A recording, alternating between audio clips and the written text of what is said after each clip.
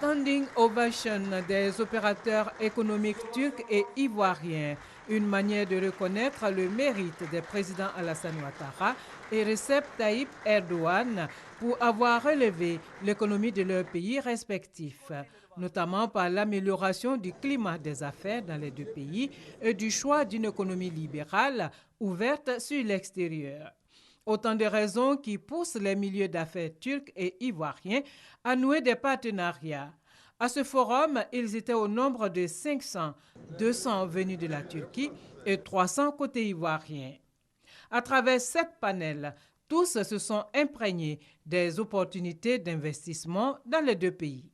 Depuis 2015, beaucoup de projets turcs sont en réalisation en Côte d'Ivoire, notamment dans l'industrie de la cimenterie carrière, des bâtiments et des travaux publics. Le Conseil d'affaires ivoiro-turc a une forte partition à jouer dans le renforcement des relations économiques entre les deux pays. Signe de l'intérêt des patrons turcs pour le marché ivoirien, ce forum a enregistré 424 rencontres d'affaires lors desquelles des partenariats ont été initiés. Les secteurs concernés sont l'agro-industrie, les finances, le bâtiment, les travaux publics, l'énergie ou encore le pétrole. Au nom des deux présidents, le Premier ministre Daniel Kablan-Duncan s'est réjoui des retombées prometteuses de ce forum qui vise à consolider les relations économiques entre la Côte d'Ivoire et la Turquie.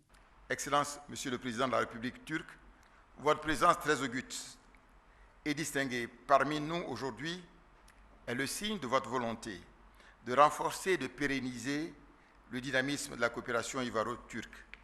Le gouvernement ivoirien en est particulièrement honoré. Grand merci, Excellence, Monsieur le Président de la République turque. Toutes les mesures nécessaires seront prises pour assurer la mise en œuvre diligente des partenariats publics-privés identifiés ou qui s'exprimeront à la suite de ce forum. Notons que sur la période 2014-2015, les échanges entre la Côte d'Ivoire et la Turquie sont passés de 13 à 31 milliards de francs CFA, chiffre que les deux parties ambitionnent de porter à 1 milliard de dollars, soit environ 550 milliards de francs CFA d'ici à 2020.